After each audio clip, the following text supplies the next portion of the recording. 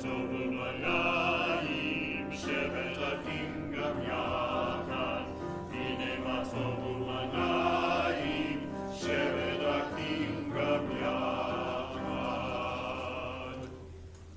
Tova. Thank you so much for being here. For those who don't know, I am Rabbi Miriam Churlinshamp, the proud rabbi of Temple Sholom, and we are so happy that all of you are choosing to be with us today. A special welcome and celebration of Dr. Mark Bailey, who has been our director of our music for 30 years, along with a faithful choir who's been lifting us in song, many of them for some of that time, and some of them are a little bit newer, and we just are so happy they're with us. And Dr. Allison Acord, who's been with us this is our second year with her, and we're so happy that she's with us. Thank you to all of you who make these holidays possible, to our incredible staff and to our ushers, to our police.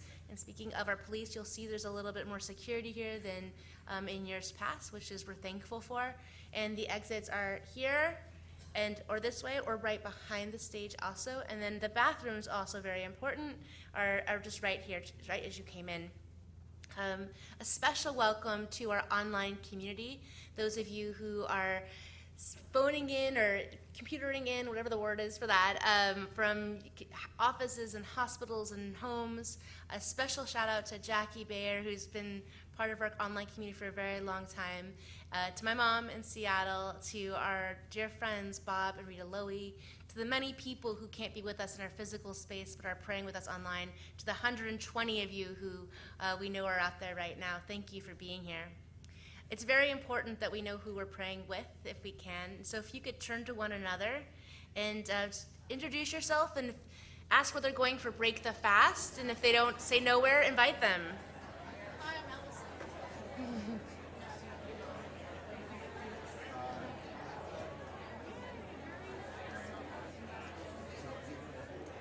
Yes. We turn back over here to Bob, to the camera, and we wave to our online community, and the words you say on Yom Kippur is Gamar Tov. So you say Gamar Tov. That was okay. We'll work on that one.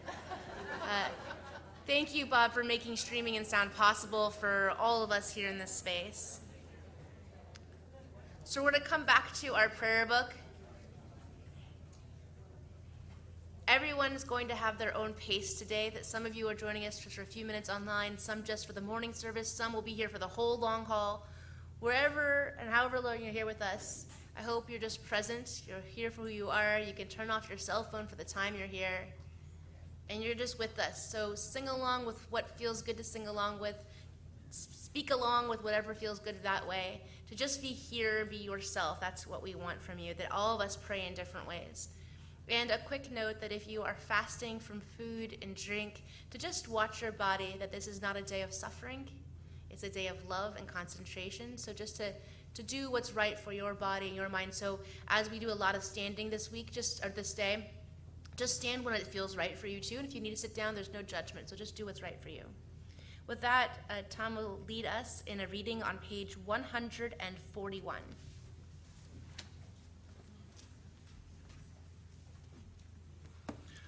I bless the night that nourished my heart to set the ghosts of longing free, into the flow and figure of dream that went to harvest from the dark, bread for the hunger no one sees. All that is eternal in me welcomes the wonder of this day, the field of brightness it creates, offering time for each thing to arise and illuminate. I place on the altar of dawn the quiet loyalty of breath, the tent of thought where I shelter, ways of desire I am sure to, and all beauty drawn to the eye. May my mind come alive today to the invisible geography that invites me to new frontiers, to break the dead shell of yesterdays, to risk being disturbed and changed. May I have the courage today to live the life that I would love, to postpone my dream no longer, to do at last what I came here for, and waste my heart on fear no more. We continue on page 171 with Ilu Finu.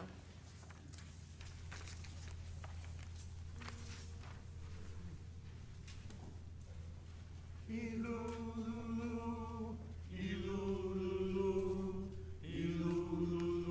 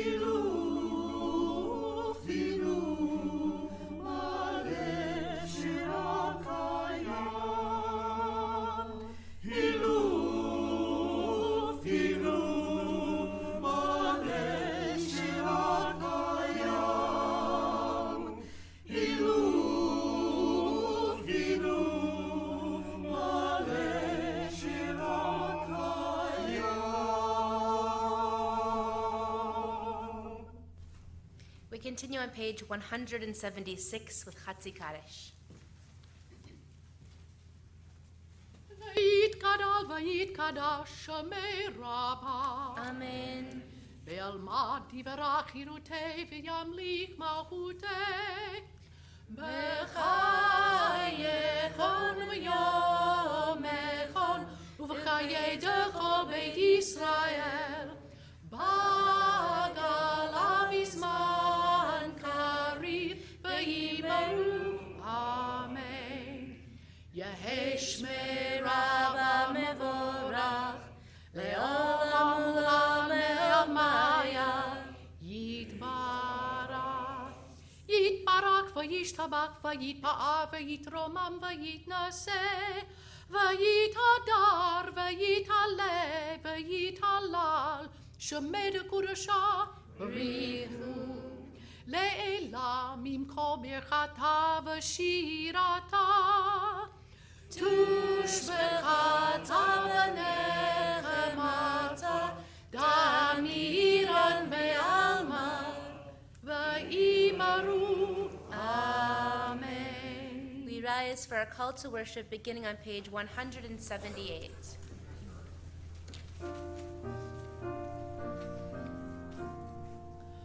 Baruch hu et Adonai hamvorach. Baruch Adonai hamvorach le'olam va'ed. We continue on page 181.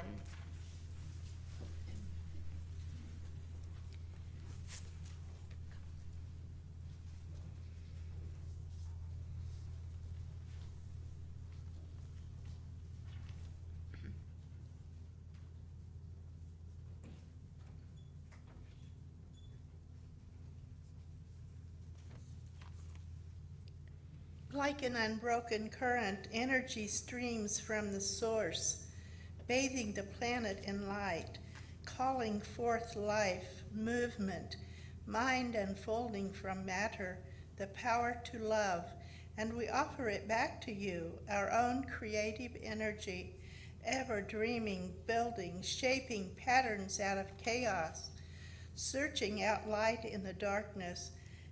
Creation never ceases. Not for an instant. All life is aglow with your light. All things draw sustenance from the source. Baruch atah Adonai, Yotzer HaMaorot. Our praise to you, Adonai, creator of the lights of heaven.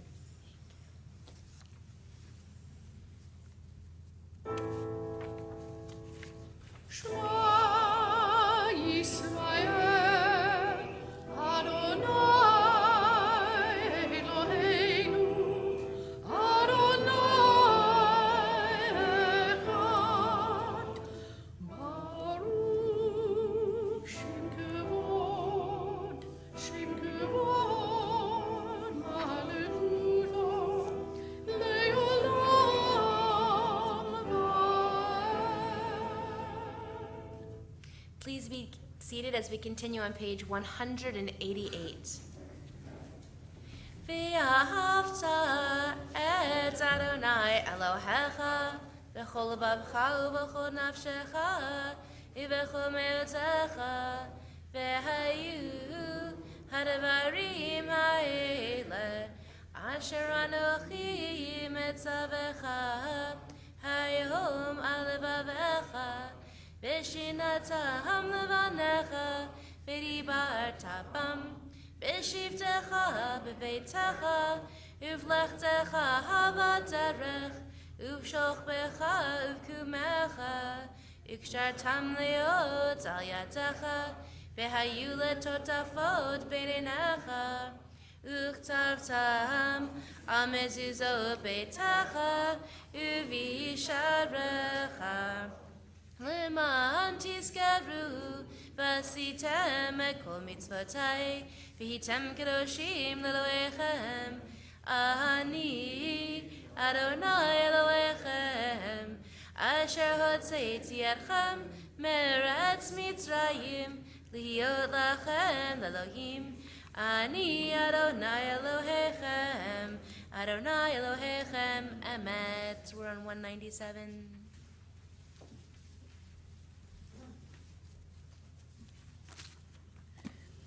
Who is like you among the silent? Mute and inscrutable, you witness our pain. Once upon a time, the sea was split, and Israel marveled at your outstretched arm. How many have cried out since then? How many have sunk beneath the waves? Centuries of innocent blood, lives lost to hunger, war, to cruelty or indifference, and those who died with your name on their lips, and still they perish in distant lands, and still they languish on our chilly streets. Your creatures are drowning even now, so why should we sing? Ever silent, hiding out in history, you have your reasons, or so they say. You left us on our own, so let us give you leave. Withdraw into yourself, withhold your saving power. And we will live on memories of joy, and stubborn and stiff-necked we'll cling to hope, and gather strength to fight the pharaohs when we must, and hold fast to freedom and celebrate in song, and vow that we will never be among the silent.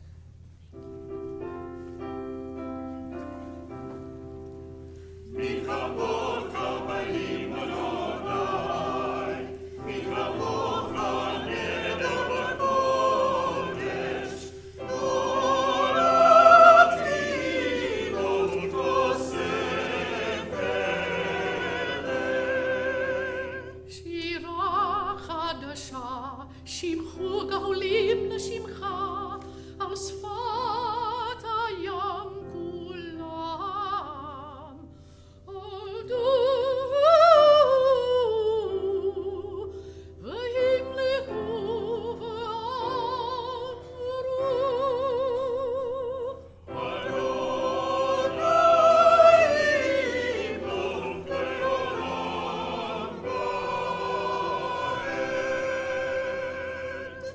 צור ישראל, צור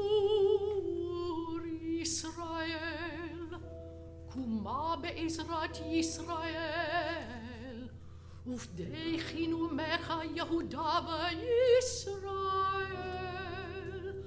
גלנו, גלנו, ארוני צבאות שמו, קדוש ישראל. ברוך אתה אדוני, גל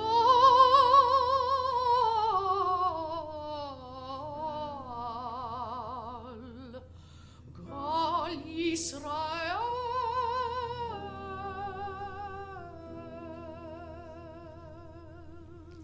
We rise for tefillah, beginning on page 198, and we're going to be on the even sides for a while.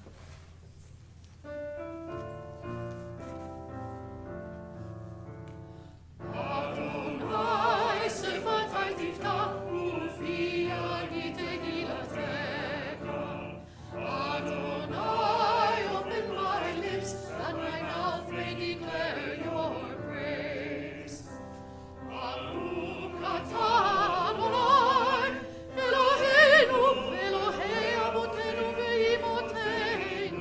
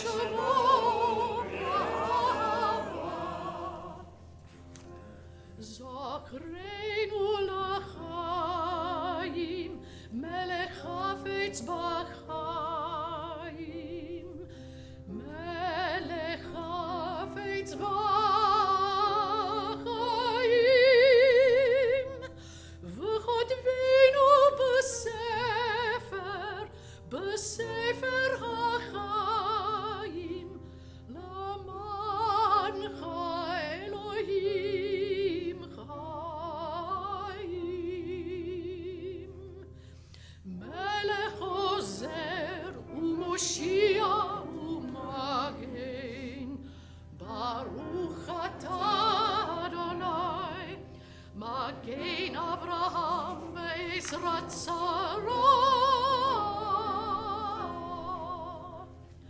Atagi Morona Baronoi, Mekayeha Polata Ravlo Hoshia, Moritata, Mechalkel Chaim Mechesed, Mekayeha Kober Rachamim Rabim, Somek Noflim Verofei Kolim, Umatir Asurim, Umekayem Emunato, Lishenei Afar, Ikamocha Al Guvurot, Umido Melach, Melech Mevit, Umechayem, Umatzmiach Yeshua, Mikamocha El HaRachamim, Zokei Turav L'chaim L'rachamim, V'nehem Onatan HaChayot HaKol, Baruch Atah Adonai, Mekayem HaKol. We'll continue on page 209, leading into Unatana Tokef. The theology of this prayer is really difficult. Some people choose to omit it, some people choose to leave the room, and some people to say it even though it doesn't work for them. And for many of us, it does work. And so I just want to give space for that this is a very old way of seeing the world. And for that, it has power, but it might not always resonate with you. Today we call it by its rightful name, a day of dread, Norava Ayom, unwelcome visitor, for we want to live in a sunny world where God is love and all endings are happy. But the drumbeat sounds and the words tumble down, and even the angels tremble with fear, for all things are judged, and all things will pass, and life ends in a heartbeat, and death knows our name. At the start of the year, in the season of truth, comes the day of remembrance, for all we forget and all we deny, and we fall on our knees and in the depths of our hearts, for we know that the bell tolls for us. The words are old, and the language was theirs, but the call is real, and the message is ours. Take hold of your life while you still have the chance, for your story will end, and it might be this year in a way you don't know. Take hold of your life, make things right while you can, and don't miss the call of the day of the dread.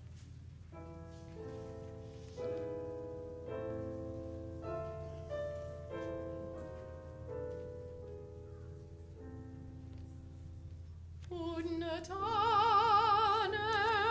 Tokef Kedushat Hayom, Ki hu nora vayom,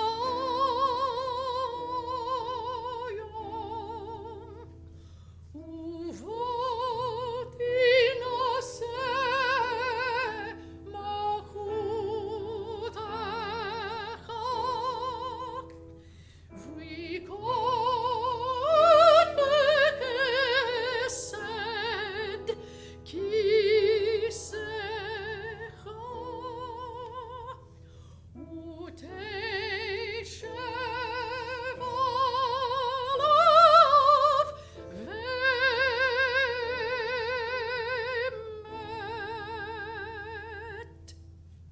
In truth, you are judge and plaintiff, counselor and witness. You inscribe and seal, you record and recount.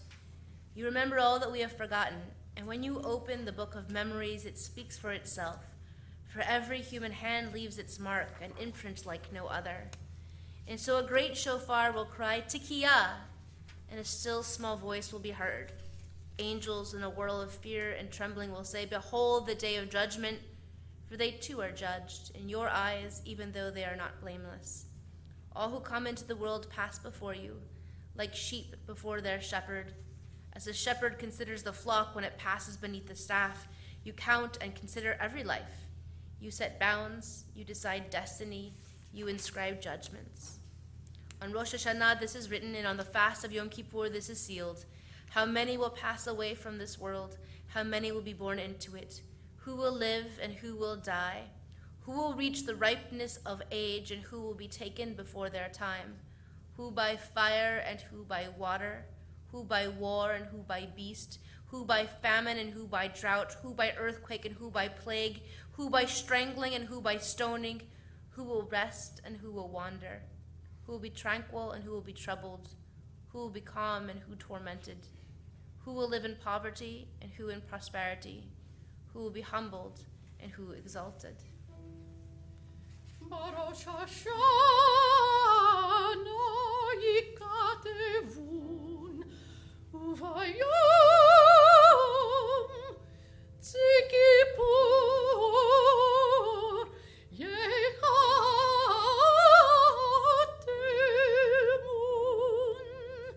kama yavrun v'chama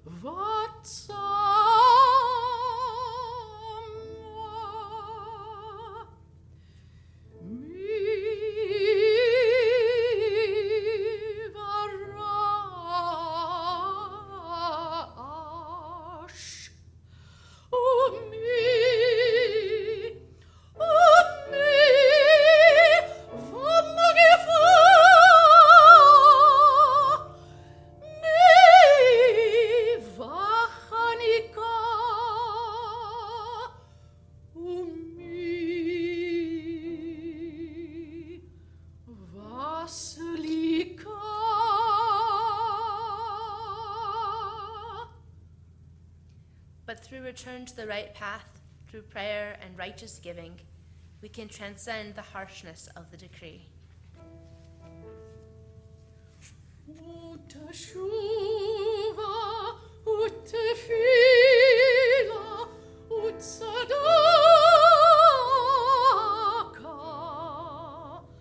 mavirum et roh hagzera.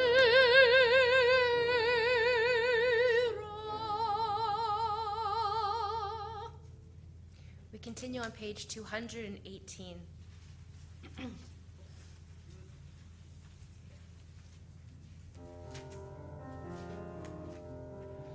נקדש את שמך בעולם, כשם שמקדישים אותו בשמי ברום, ככתוב על יד נביאך, וקרא זה אל זה ואמר, קדוש, קדוש, קדוש, אדוני צבאות, מלוך כל הארץ. אדיר אדירנו אדוני אדוננו מאדיר שמך בכל הארץ ברוך כבוד אדוני מן כמוהו אחד הוא אלוהינו הוא אבינו ומלכנו הוא מושיענו והוא ישמיענו ברחמיו לעיני כל חי.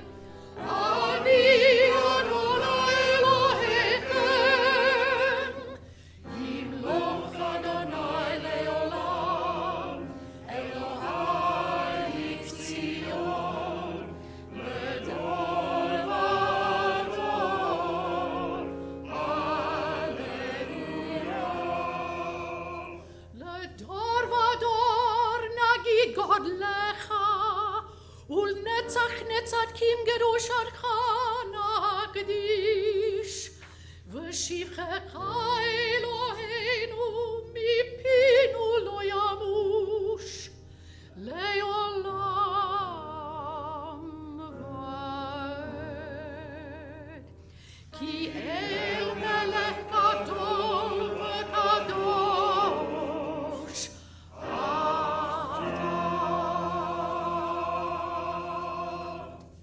We continue silently, either with the words of our prayer book through 248 or with the words of our heart. And when we've completed those prayers, please be seated.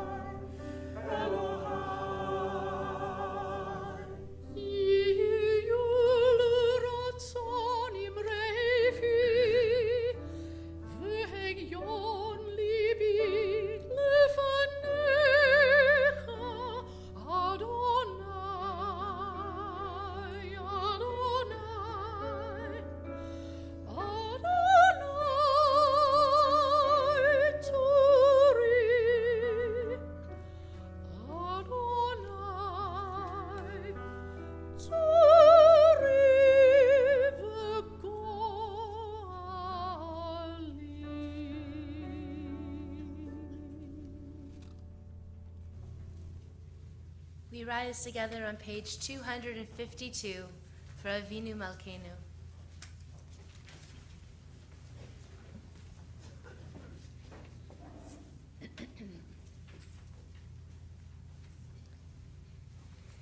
Avinu Malkeinu Shema Kolenu. Avinu Malkeinu, Almighty and merciful, hear our voice. Avinu Malkeinu Chatanu Lefanecha. Avinu Malkeinu, we have strayed and sinned before you. Avinu Malkeinu Chamol Aleinu Va'al Olalenu V'Tapenu. Avinu Malkeinu, have compassion on us and our families. Avinu Malkeinu Kaladever V'Cherev V'Ra'av Ma'aleinu. Avinu Malkeinu, halt the onslaught of sickness and violence and hunger. Avinu Malkeinu Kale Kotsar Umastima Aleinu. Avinu Malkeinu, halt the reign of those who cause pain and terror. Avinu Malkeinu Kotvenu B'Sefer Chayim Tovim. Avinu Malkeinu, enter our names in the book of lives well lived. Avinu Malkeinu, Chadesh Aleinu Shana Tova. Avinu Malkeinu, renew for us a year of goodness. Avinu Malkeinu, Malei Yadeinu Mibruchatecha. Avinu Malkeinu, let our hands overflow with your blessings. Avinu Malkeinu, Haram Keren Mesichecha. Avinu Malkeinu, let our eyes behold the dawn of redemption. Avinu Malkeinu, na al tishvenu rekam ilfanecha. Avinu Malkeinu, we pray, do not turn us away from you with nothing. Avinu Malkeinu, kabel berachamim uvratzon et tfilatenu. Avinu Malkeinu, welcome our prayer with love, accept and embrace it. Avinu Malkeinu, aseh imanu leman shemecha. Avinu Malkeinu, act towards us as befits your name. Avinu Malkeinu, aseh lemancha im lo lema'anenu. Avinu Malkeinu, act for your sake, if not for ours. Avinu Malkeinu, ein lanu melech ela ata. Avinu Malkeinu, you alone are our sovereign. Avinu Malkeinu, patach sha'arei shamayim litfilatenu. Avinu Malkeinu, let the gates of heaven be open to our prayer. Avinu Malkeinu, shma kolenu, chus v'rachem aleinu. Avinu Malkeinu, hear our voice, treat us with tender compassion.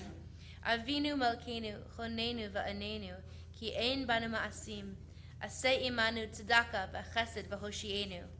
Avinu Malkeinu, almighty and merciful, answer us with grace, for our deeds are wanting.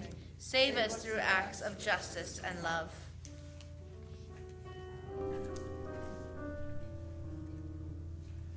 Avinu Malkeinu, Avinu Malkeinu, Avinu Malkeinu, Chonenu v'Aneinu, ki ein banu ma'asim, aseh imanu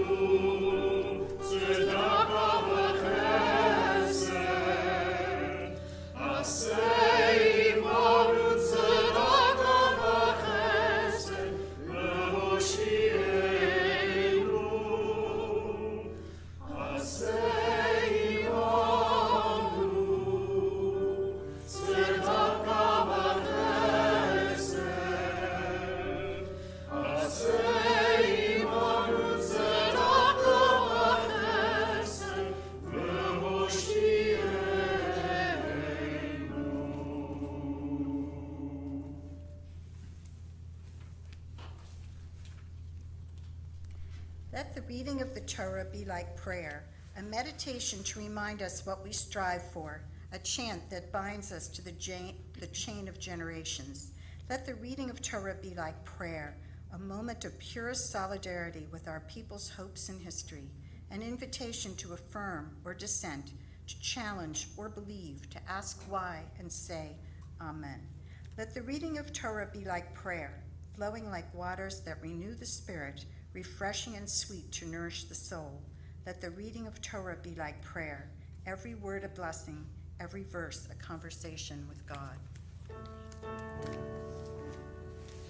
Ein kemocha v'Elohim Adonai, ein kemasecha,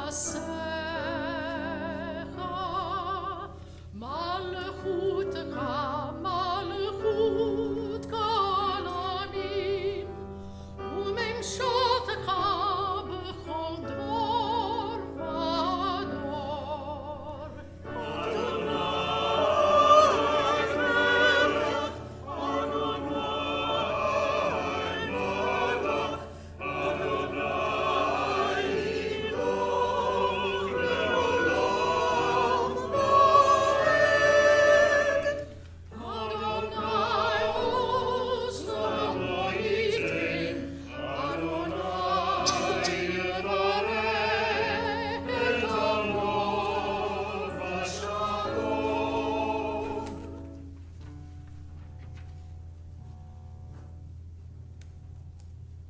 Adonai, Adonai, El Rachum v'Chanun,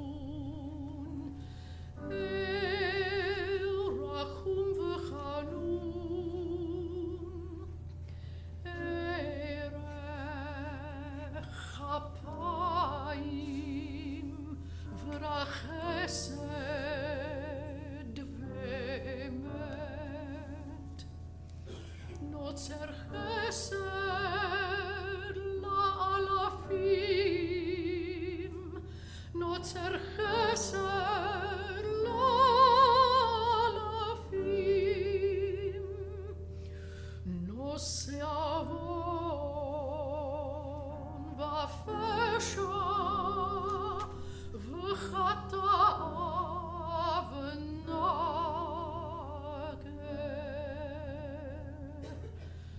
Adonai, Adonai, Erachum v'Chanun.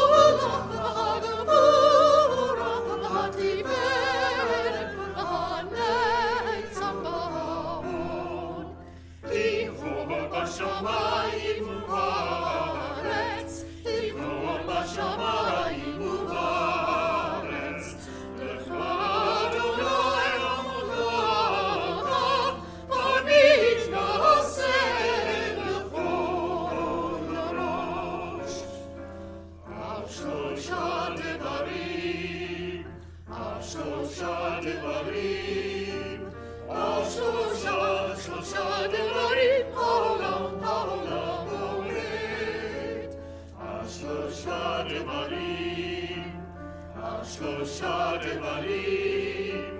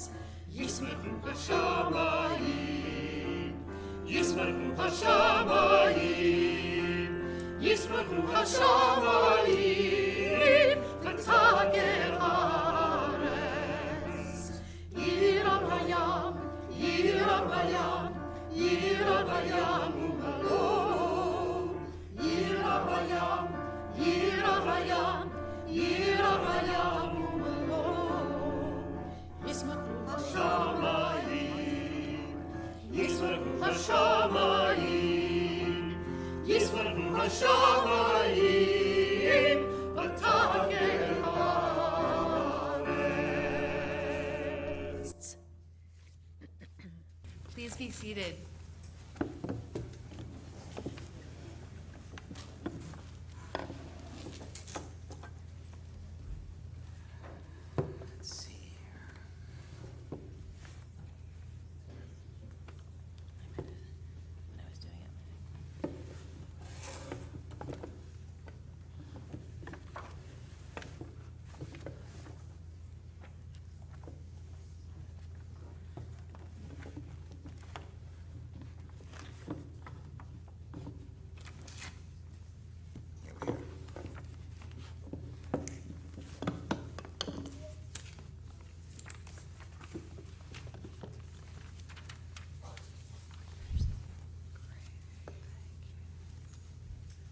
So I know you all join with me rejoicing and welcoming Dr. Gary Zola to our BMO.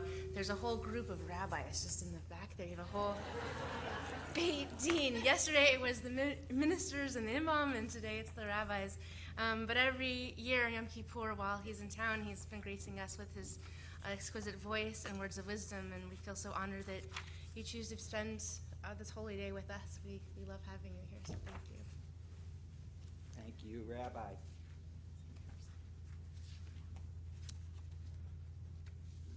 L'shana metuka ufora, a sweet and fruitful year to one and all.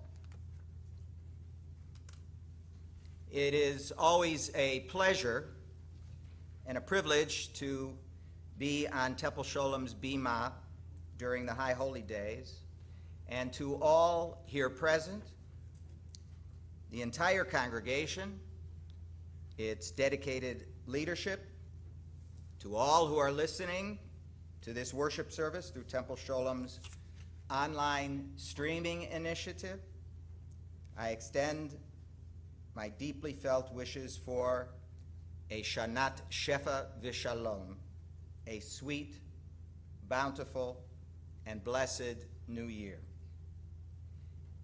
A very special expression of gratitude goes to our Rabbi Turlinchamp, who graciously invites me to join her on this pulpit year after year to chant the morning's Torah portion and also to offer a few words on this Shabbat Shabbaton, this Sabbath of Sabbaths. Like all who are part of this congregational community, I, together with you, thank her for her dedicated spiritual leadership, her personal kindnesses, her unflagging commitment to that famous plank in Reform Judaism's historic Pittsburgh Platform of 1885, which calls upon all of us to address, quote, on the basis of justice and righteousness, the problems presented by the contrasts and evils of the present organization of society. Steffi and our family joins me and this congregation, Rabbi, in wishing you and Ryan and your children and all those you love only continuing health and much happiness in 5780. Now, friends, you may have heard about the teacher who was trying to help a student choose a topic for a term paper. After 30 minutes of offering the student one idea after the other, the exasperated teacher looked up at the student and said, "You have trouble making decisions, don't you?" The student immediately responded, "Well, yes and no." Now, this morning's Torah portion reinforces the sobering themes that run through this day of decision, this Yom Hadin. The text we are about to read comes from the final chapters of the book of Deuteronomy. Moses is delivering his final oration to the children of Israel just prior to their entering the promised land. His oration, delivered somewhere in the desert land near the western side of the Dead Sea, was direct, straightforward, and clear. He told the Israelites that an everlasting covenant between God and the Israelites had been established, and that it would be up to each and every member of the household of Israel across all the generations to decide for him or herself whether or not, quote, to keep the commandments, the statutes, and the judgments that were given in the wilderness. Those who elected to embrace this covenant would live and multiply and enjoy the blessings of life and the bounty of the land wherein they dwelt. Those who chose to ignore the call of our heritage, ki avod tovedun, they would be lost. They would, Moses told them, vanish like the mist. One of the most interesting and compelling verses in this annual reading comes when Moses insists, oddly enough, that this decision is actually a very easy one to make. I quote the text, Lo difleti mimcha velo rechoka hi. The decision to live by a higher code, it's not hidden, it's not far off, it's not out of reach. No, Moses concludes with this captivating turn of phrase. Ki karov elecha hadavar ma'od. The task is within reach. Beficha ubilvavecha la'asoto. It's in our mouth and in our heart to do it. Now, what on earth does that mean? What's in our mouths? What's in our heart that makes it so easy to do what is right and what is noble in life? A possible answer to this question emerges when we consider the fact that in biblical and rabbinic imagery, the mouth and the heart are used as metaphors for the acquisition of knowledge and wisdom. In the Psalms we read, Ki yedaber chochmot v'hagot libi tivunot. My mouth shall speak wisdom, and the meditation of my heart will be understanding. In the Talmud we read, Libecha yehege tuvuna, picha yidaber chochmot. Let your heart meditate on understanding, and let your mouth speak wisdom. In the Psalms we read, Ki tzadik yehege chochma. The mouth of the righteous speaks wisdom. And in Proverbs we read, Lev navon yivakesh da'a. The judicious heart always is looking for knowledge. In other words, the text is actually giving us the secret sauce for the betterment of life. It's right in front of our faces. It's in our mouths and in our hearts. The Torah is in actuality urging us, oddly enough, with that expression, to rely on our brains, our minds, our intellect, our discerning judgment. Our intellectual faculties constitute the most valuable human endowment we possess, for these faculties enable us to grow in wisdom and in knowledge. And if we truly hope to improve our lives and concomitantly to meet our sacred obligation to repair the very broken world we have now inherited, then we must, as the text teaches us, look into our mouths and into our hearts, which means we must rely on our precious and uniquely human power, the power of reason. And it is difficult to imagine a more urgent or relevant exhortation than that. For we find ourselves today, friends, living at a time and in a society wherein it has become increasingly difficult to discern and distinguish between knowledge and nescience, between learning and lore, between fact and fiction. Open any Oxford dictionary that has been published since the year 2016, and there one will find the definition of a brand new word that has entered our language. The word is post-truth. According to the dictionary, post-truth is a word, and I quote, relating to circumstances in which people respond more to feelings and beliefs rather than to facts. All of us who dwell in the dungeons of higher education and academia have learned that factual evidence, of course, can be elusive, and absolute truth may be compared to the beautiful unicorn.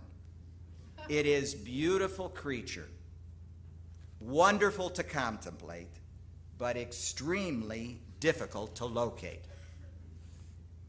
Let us consider a familiar field to me, the field of history.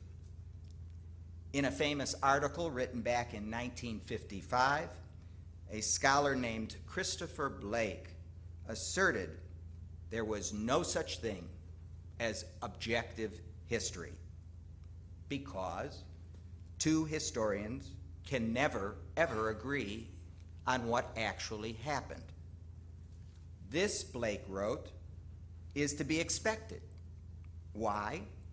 Because even if it were possible to overcome personal bias in a historian, a dubious proposition, the past will inevitably be shaped by the tastes, the customs, the prejudices of a creative moment in which the history is being written. Yet some here in this room may quickly rejoin that such subjectivity only exists in the squishy world of the humanities, in history and sociology, in philosophy and literature and art and so forth, wherein we study the human experience, which is, of course, a subjective subject. But if we considered the natural sciences, mathematics, physics, chemistry, etc., here we will surely get our hands on real, provable, demonstrable, absolute facts, right? After all, is it not true that 2 + 2 always equals 4? Well, believe it or not, when one is working with interval or ratio measurement scales, 2 + 2 equals 4. But that equation is only true if you're speaking about, that is not true if you're speaking about nominal or ordinal measurement scales. And the mathematicians in the crowd will have to take over at this point. So if it is the case that a singular, absolute, infallible truth or a squeaky clean fact may be extremely difficult to put forward, perhaps we really do need that word, post-truth. Perhaps we have actually arrived at a time in history when we simply have to say Kaddish over truth. For as we have learned from that unforgettably wonderful scene in Fiddler on the Roof, where Tevye is listening to a debate between two men, one makes a statement and Tevye says, "You're right." And then the second makes an absolutely contradictory assertion, and again Tevye declares, "You're right." And then turning to the rabbi who is listening, Tevye blurts out, "Rabbi, how can they both be right?" Whereupon the rabbi looks at Tevye and says, "You're right too." Is everyone's truth really truth? are those who belong still to the International Flat Earth Research Society, still advocating truth? Are those who are convinced that the future can be foretold by examining the shape, the line, and the mounts on the hand? Are they dispensing to you facts? Is it correct to say, as do our friends at the Creation Museum in Petersburg, Kentucky, that the universe and the earth are only a few thousand years old, and that every known species to humankind, every dinosaur, somehow managed to take a ride on that life-sized recreation of Noah's Ark, which they proudly display? Are those who assert that the moon landing was a staged fraud in possession of real truth? Are the warnings about the dire consequences of global warnings all fairy tales? Are the legions of climate scientists around the globe lying to us and falsifying their data? Is it actually the case, as we are now told, that what we are seeing with our own two eyes and what we are hearing with our own two ears is actually not happening? Is there no truth? Are there really no facts? Is there no right and no wrong? Well, friends, our Jewish heritage has never and will never affirm a post-truth perspective, for we are the inheritors of a tradition that sees truth as the human being's lodestar. For nearly 2,000 years, our ancient sages have taught us by scholarly example that the search for truth begins with an earnest question, a question that requires us to find a studied, a learned example and answer.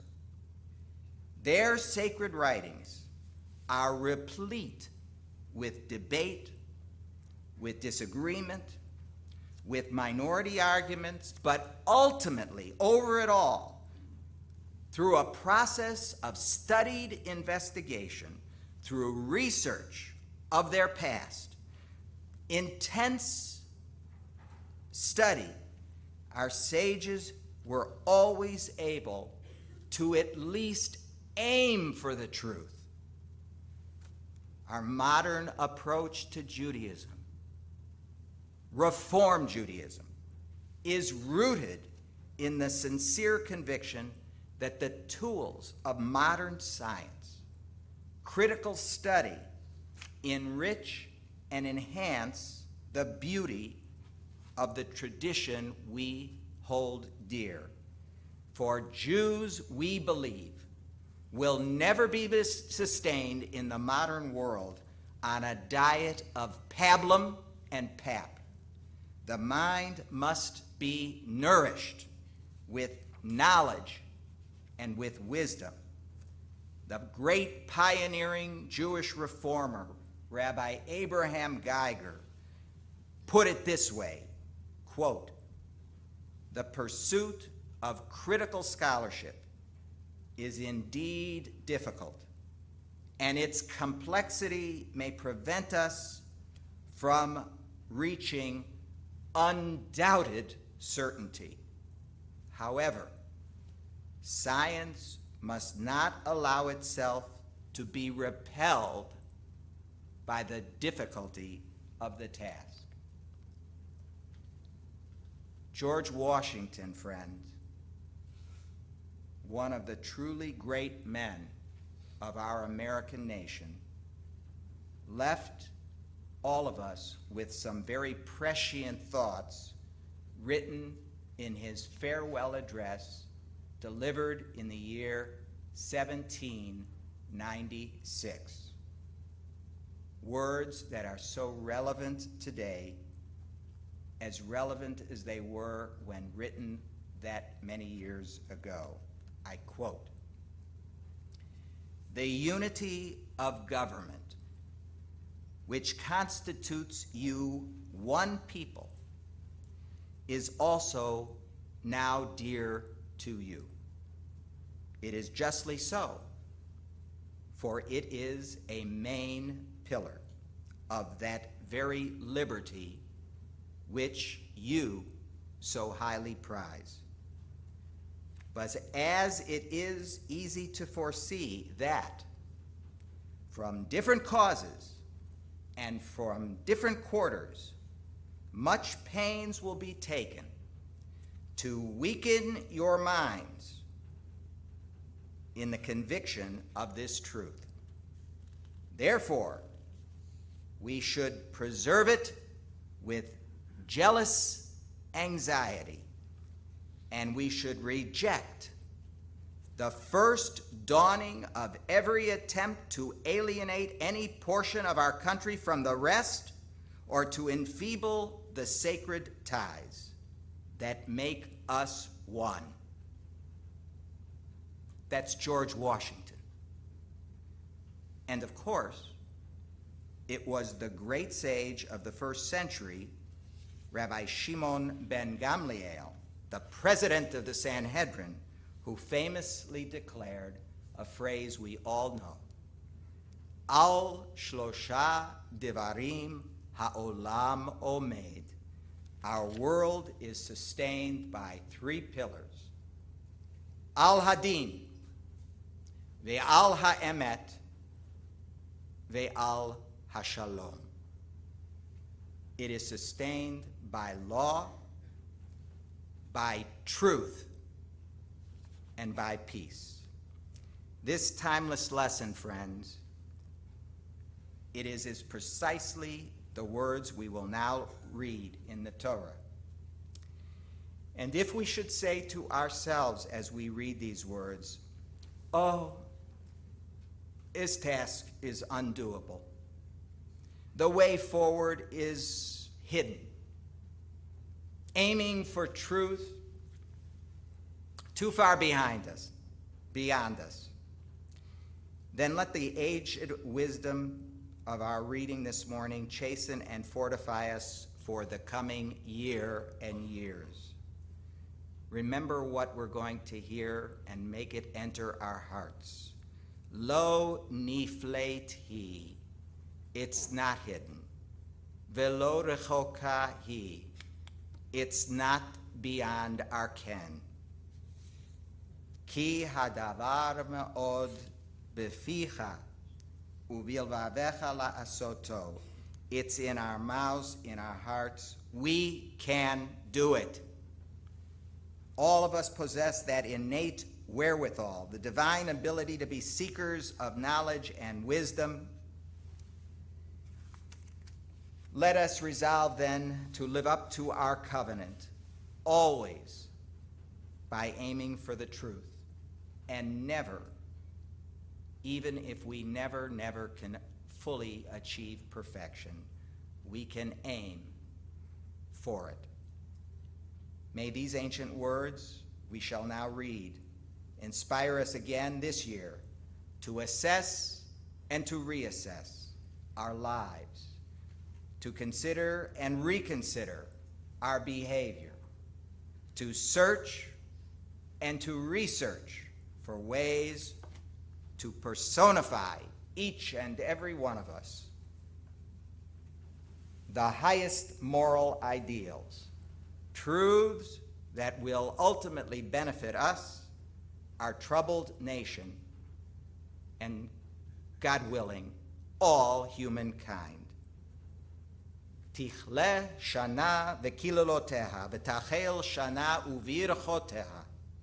May the hurt and the heartache leave with the year that has ended, and may a new year of blessing and bounty begin for all of us, one and all. Amen.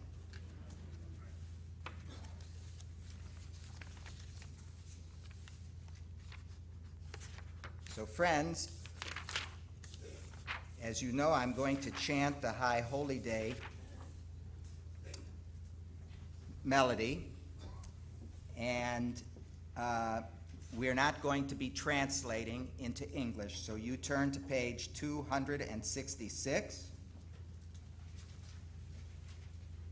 and you'll follow along with me, just to make sure my Hebrew's correct.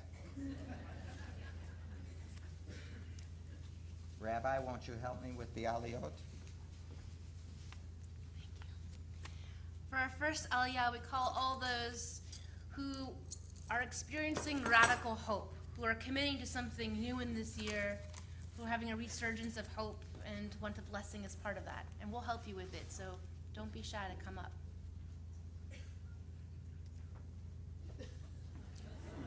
That's bleak. I must have left them with no hope. Friends, this is our national anthem. Must be some hopeful Jews in this room. I thought that was an easy one. All right, that's good to know. Nothing new in the new year? All right, noted.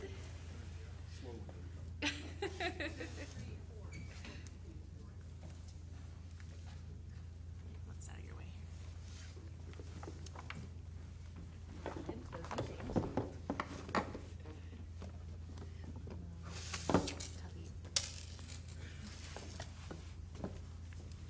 Okay, come on over here, everybody. Come close. Here's the blessing. Okay, I need somebody on one side of me here. Here, you stay here. And here, come stand over here. Okay. Okay, this is where we're going to start to read right here. This is my favorite quote. Is it? Good, okay. I'm glad I picked it.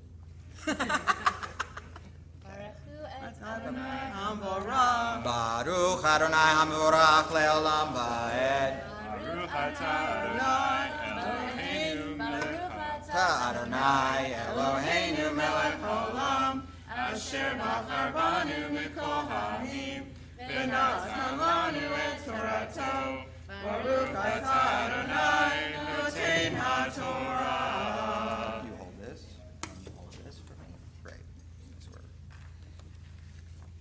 Amen. Atem nitzavim hayom kulchem lifnei Adonai Elohechem, Roshechem shiftechem, ziknechem v'shotrechem, kol ish Yisrael. Tapechem nishechem v'gecha asher bekerv machanecha, mechotei veitzecha ad shoev meimecha. Le'ovrecha bivrit,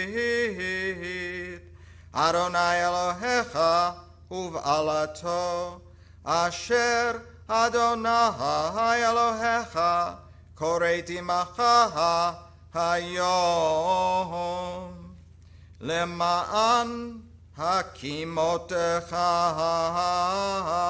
hayom lo le'am, vehu yeh lecha le'Elohim ka'asher diber lach, v'ka'asher nishbah lavotecha le'Avraham, le'Yitzchak, u'le'Yaakov, ve'lo itechem levarechem anochi koret et habrit hazot ve'et ha'alah hazot, ki et asher yeshno po imanu Omed hayom lifnei Adonai Eloheinu, ve'et asher einenu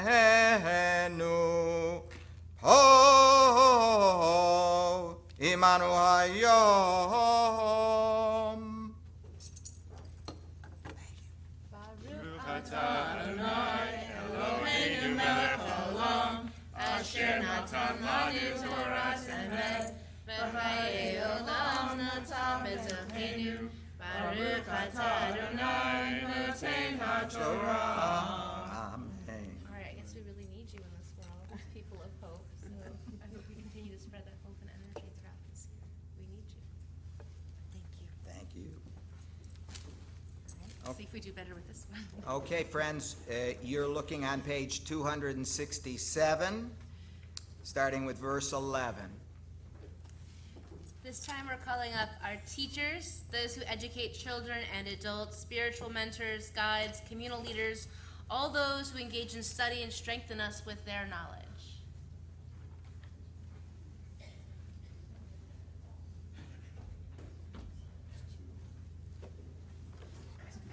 I didn't know what they were.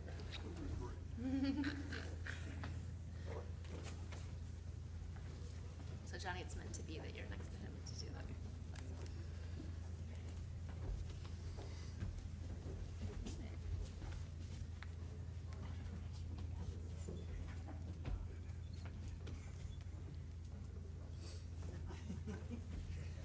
Okay.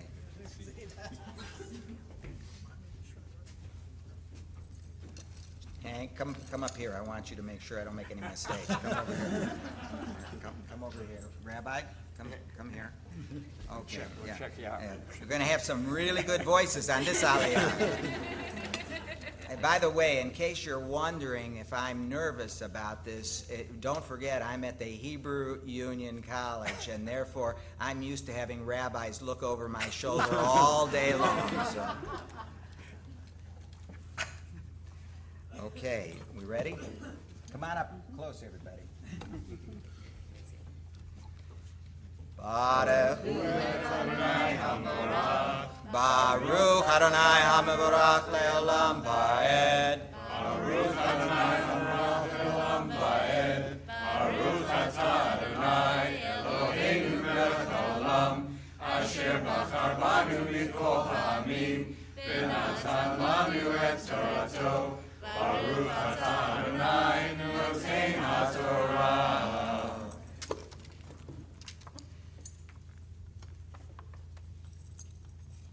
Amen.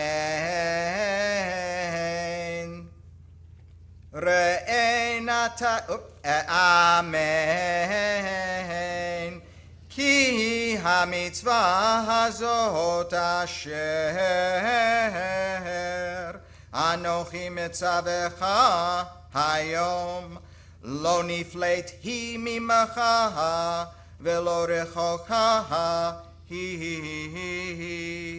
lo vashamayim hi lemor mi ya'alel lanu hashamayma v'yikacheha lanu v'yashmienu otaha v'na'asena velo me'ever layam hi lemor mi Ya'avor lanu el ever hayam v'yikacheha lanu v'yashmienu ota v'na'asena ki karov elecha hadavar ma'od beficha uvilvavecha la'asoto.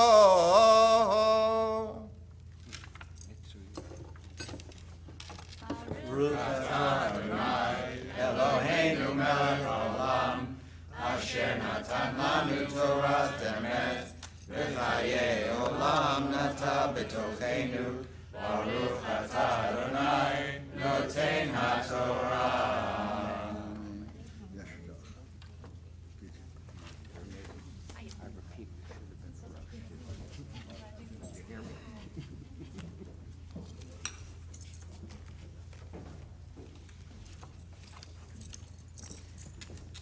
For our third aliyah, our final aliyah, we'd like to welcome community members that have been part of Temple Sholom for 18 years or more.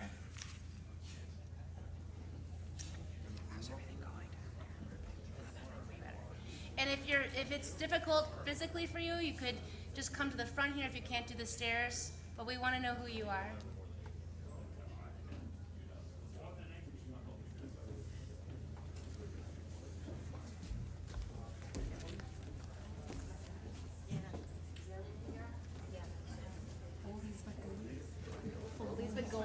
Those are goodies. Golden oldies. I see. How are you? Oh, Now, I just want to know where all of you were during the Hope Aliyah. really? Holy cow. Who's the longest one here?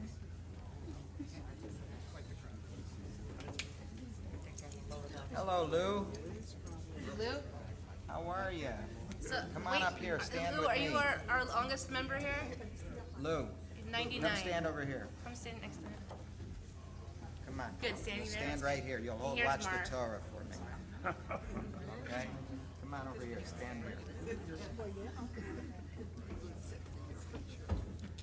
How you doing? I'm in and out. Okay, good. Yeah, Mark, Okay, wait. come on, move in here a little. It's like, a bus. Make room for more. I'm gonna put this down for a sec. I'm not. How are you? Good Yontif. Good Yontif. No, I got, no, I want to measure. You got Mark there? Okay, we all set? We good? Okay. You'll just sing. Baruch.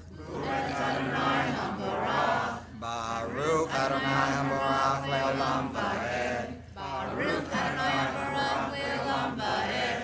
Baruch atah Adonai Eloheinu melech haolam. Asher bachar banu mikol ha'amim. V'natan lanu et torato. Baruch atah Adonai noten ha'torah. Okay, you hold this right here. Lou, you hold this right here. Amen. Re'eh natati lefanecha hayom et hachayim ve'et hatov et hamavet ve'et hara asher anochi mitzavecha hayom le'ahava et Adonai Elohecha lelechet bidrachav velishmor mitzvotav v'chuchotav u'mishpatav v'chayita v'ravita u'verachecha Adonai Elohecha ba'aretz asher atava shama l'rishta ואם יפנה לבבך ולא תשמע ונידחת והשתחווית לאלוהים אחרים ועבדתם. הגדתי לכם היום כי עובד תאבדון, לא תאריכון ימים על האדמה אשר אתה עובר את הירדן לבוא שמה לרשתה.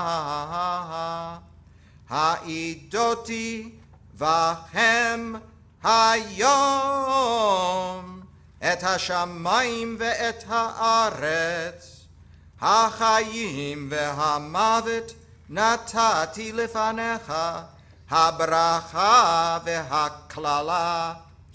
ובחרת בחיים למען תחיה אתה וזרעך לאהבה את אדוני אלוהיך, לשמוע בקולו ולדוב קבו, כי הוא חייך ואורך ימיך, לשבת על האדמה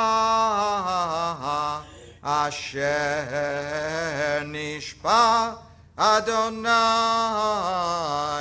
לאבותיך, לאברהם, ליצחק וליעקב, לתת להם. ברוך אתה אדוני אלוהינו מלך העולם אשר נתן לנו תורת אמת וחיי עולם נטע בתוכנו. ברוך אתה אדוני נותן התורה. Amen. Hey, you didn't make a single mistake. Thank you, Lou. Thank God. I appreciate that. Thank you so much. Down Tell him I said hello.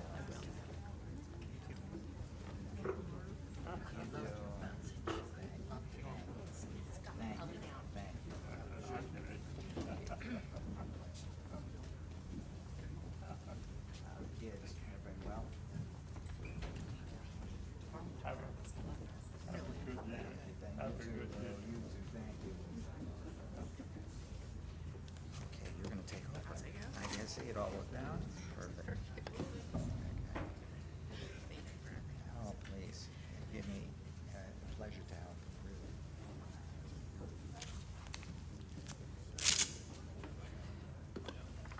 Okay, you need any help right now? No, I got it.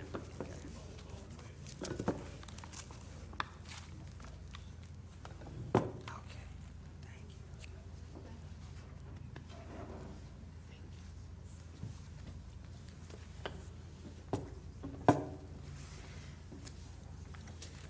Thank you, Dr. Zola, for your wise words, for the energy you bring to our Bima here, for everything you do for our community. We are honored to have you as part of us.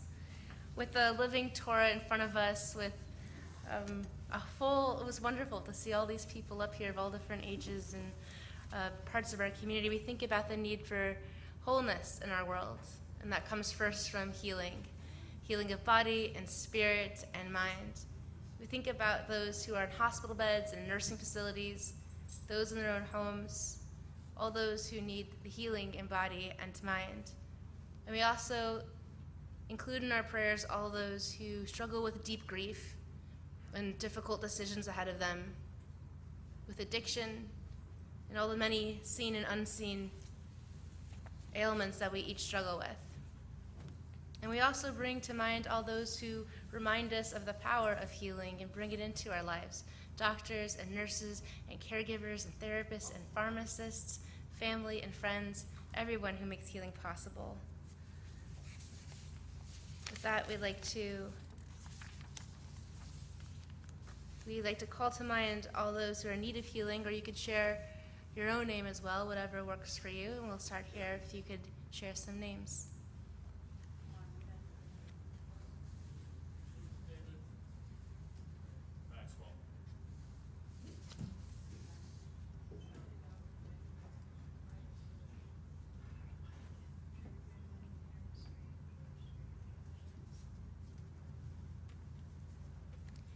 Judy Avner, Jackson Bachman, Jackie Bear, Mira Barner, Kern Belford, Sheila Boniface, Loretta Hubbard, Chava Leah, Leonard Appel, Ken Goldman, Dr. Merrill Goldman, Charles Gutman, Judith Gutman, Ethan Kadish, Gita Knudsen, Skylar Kuntz, Yael Kraus, Lee Krinnick, Elaine Heitfield, Tony Janitas, Ira Lerner, Lou Levy, Joan Lieb, Barry Levy, Bob Lowy, Marcy Maxwell, Ellie Mendelson, Rhoda Meyer, Eileen Ness, Nancy Newmark, Phil Ryan, David Rose, Betty Roth, Bob Rubin, the Santini family, Ira Sham, Archbishop Chuck Smith, Mary Capoletti Stanton, Lisa Steele, Fran Sternberg, Mahaya Stoneman, Fran Victor, Chaim Ben Yaakov and Nechama. We include everyone we mentioned out loud and all those we hold in our hearts and all of us as we're on a journey towards wholeness and healing in some way. We're on page 273.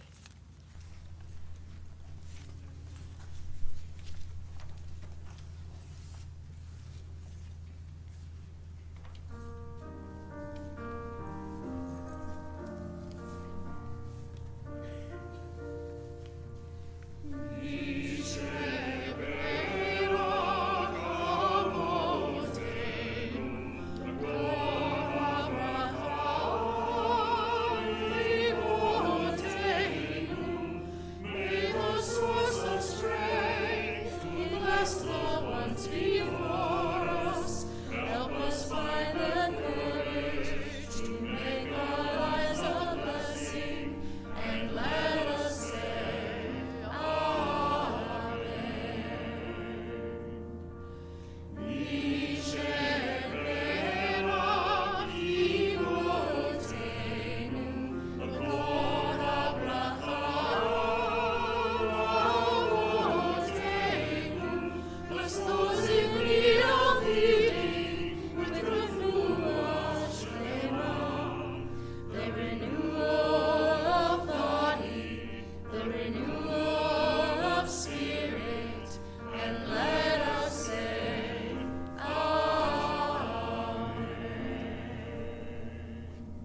we rise for the lifting and dressing of the Torah. It's actually right-handed. Good. So Steve's gonna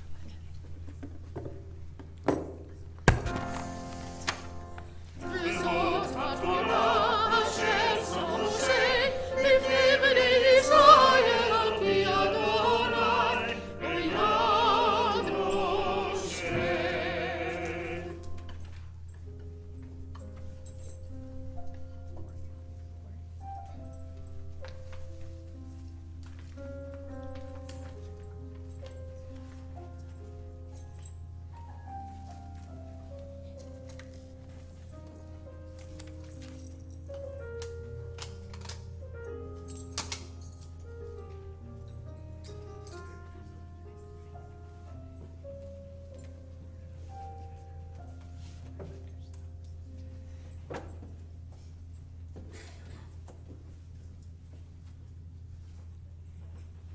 Please be seated. We're going to continue with our Haftarah, our reading from prophets. And what we'll do is we're going to chant the blessings together as a community with Michael, and then she's going to read a portion of prophets. You can follow along in the book, but she's going to do the Hebrew from a portion that she felt passionate about. It's still from the same book. And then we're going to do the English that's assigned for today. So that's how we're going to handle that. So the blessings are on page 275, and then the English are just the following pages. I thank Rabbi Turlenchamp for being gracious about my having picked a passage that turned out not to be in the book, and I thank you all for your patience in listening to me. Baruch atah Adonai Eloheinu melech haolam asher baka b'nviim tovim v'divreihem sorry about that. Vim tovim v'ratzav v'divreihem hane'emarim be'emet Baruch atah Adonai habokeh b'Torah u'Moshe avdo u'Yisroel amo u'v'nviei ha'emet v'tzedek v'yamah solu panu darek Harimu michashol miderek hami ki ho hama ram vanisa shoken ad v'kadosh mo Marom v'kadosh eshkon v'yataka ushvaruach v'lahachayot ruach shefalim lahachayot lev nidekahim ki lo leolam hariv V'lo lanetzach ekatzov Ki ruach milfanah e'ahatov U'neshamot ani asiti Ba'avon bitz'o Katzavti v'akehu asite v'eketzov v'yelek shuvav b'derek libo darachav rahiti v'erpa'ehu v'yankehu Ve'ashalem nichumim lo ve'la'avelaiv borei sifatayim shalom shalom La Rakov, Lakarov, Amar Adonai, Urafativ, Vaharishaim Kayam Nigarash, Ki Hashekelo Yucha. Vigrashu memav refesh vatiteti. Ein shalom amar Elohai larishaim. Kara bageron al takasok kashofar harim koleka. V'hagil yami pisha'am uved Yaakov chatotam. Baruch atah Adonai Eloheinu melech haolam zur kol haolamim tzadik b'kol hadorot ha'el ha'ne'eman ha'omevazeh ha'medaber ha'makayim shekol devarav emet v'tzedek al haTorah v'al ha'avodah v'al ha'nevi'im v'al yom ha'kippurim hazeh shenatata lanu Adonai Eloheinu limkila ulislicha ukapara umakal bo et kol avonotenu lekavod utifaret al hakol Adonai Eloheinu anaknu lo dimlach umvarkim otach yitvarach shimka b'fichocha tamid leolam va'ed udvarcha emet v'kayam la'ahad baruch atah Adonai melech al kol haaretz mikadesh Yisroel v'yom ha'kippurim.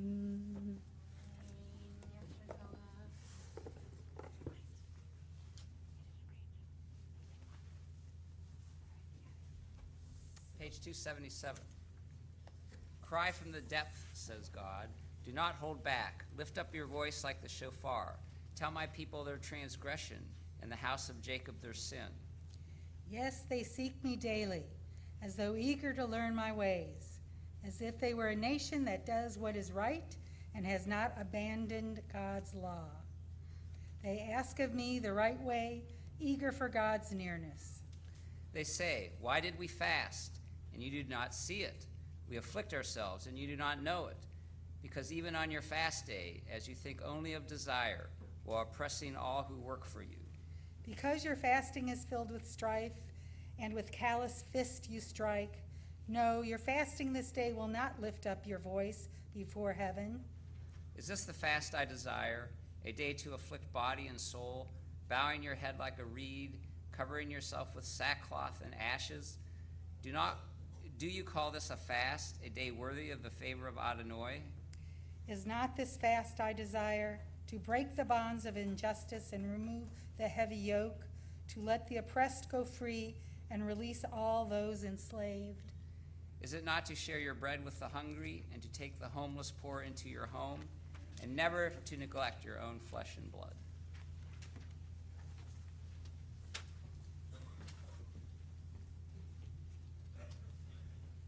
Then shall your light burst forth like the dawn, and your wound shall quickly heal, and your righteous one leading the way before you, the presence of Adonai guarding you from behind. Then when you call, Adonai will answer, and when you cry, will respond, I am here. If you remove these chains of oppression, the menacing hand, the malicious word, if you offer your compassion to the hungry and satisfy the suffering, then shall your light shine through the darkness, and your night become bright as noon. Adonai will guide you always, slake your thirst in parched places, and give you strength in your bones. You shall be well-watered garden, an unfailing spring. And for you they will rebuild ancient ruins, lay foundation for ages to come. And then you shall be called the one who mends the breach and brings back the streets for dwelling. If you cease to trample Shabbat, Stop pursuing your affairs on my holy day. It shall call Shabbat a delight, the holy day of Adonai honored. And if you honor God by not doing business or speaking of everyday matters, then you shall take pure delight in Adonai. I will lift up your journey on earth to the highest of places, and nourish you from the heritage of your father Jacob. And thus spoke Adonai.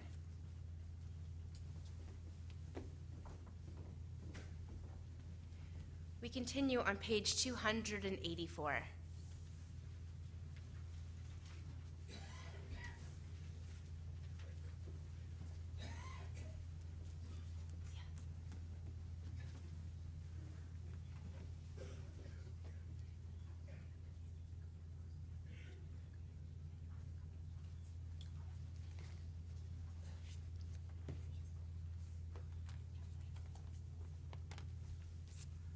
Eternal presence, who blessed our mothers and fathers, bless this holy congregation, a house of study, prayer, and righteous deeds.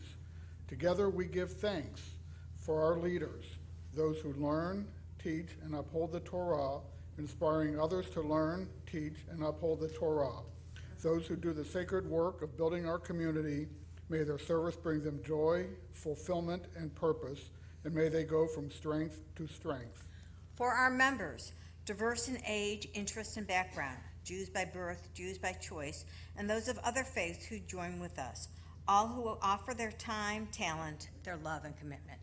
For all who come here on this holy day of Yom Kippur to share the search for meaning and renewal, your presence is a blessing, your friendship a gift. May the spirit of peace, dignity, and respect live within these walls, inspiring us to care for one another with compassion. And may we be a source of goodness, light, and healing for the world. May the one who blessed the generations before us bless us as we stand together this day, one congregation joined with all Jewish communities of the world through our prayers on this Day of Atonement. Let us renew ourselves for the year ahead. Let us honor the precious legacy that is ours.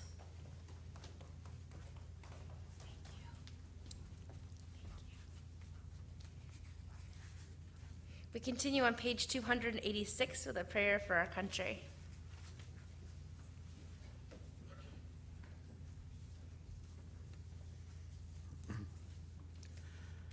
This next prayer is an embodiment of everything our nation stands for. It reflects what's good in America. It is a prayer of hope. It is a composite of liturgy, the Constitution of the United States, and the Declaration of Independence. A year ago, we reflected on the problems facing our nation: political divisiveness, civil discourse, cultural, educational, financial disparities that separate our people. Unfortunately, events in the past year have not solved these problems, and in fact, they may have gotten even worse. We are all part of these problems, and we are also part of the solution. We are all in this together. We can do better, because this is not who we are.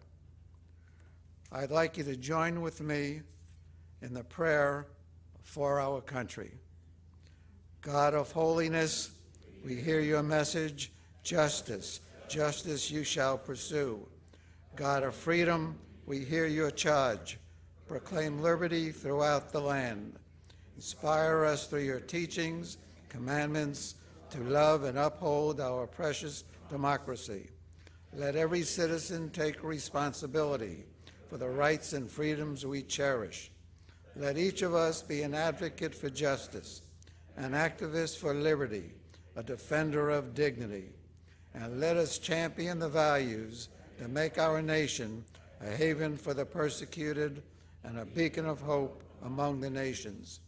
May our actions reflect compassion for all people, within our borders and abroad.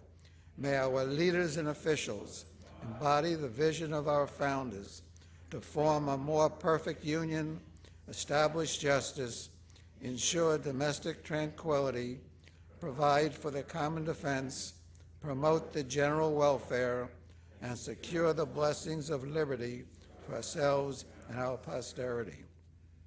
Pray for courage and conscience as we aim to support our country's highest values and aspirations.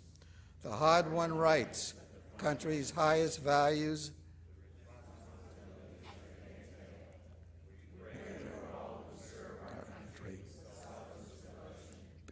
peace and in war, from fields of battle to clinics and classrooms, from government to the grassroots of all those whose noble deeds and sacrifice benefit our nation and our world. We are grateful for the rights of life, liberty, and the pursuit of happiness that our founders ascribed to you, Creator. We pray for the wisdom and moral strength that we be guardians of these rights ourselves and for the sake of all people, now and forever.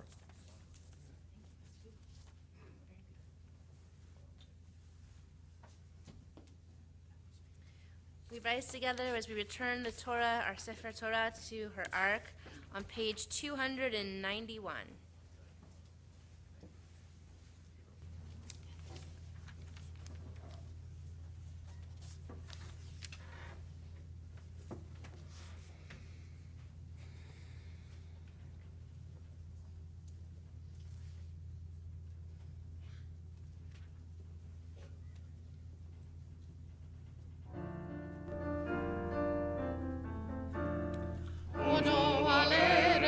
Shamayim, Yarem, Keren, Keren Namo, Tehila, Lecho Chasida, B'nei Yisrael, Av Karovo, Hallelujah, Hallelujah, Hallelujah, Hallelujah.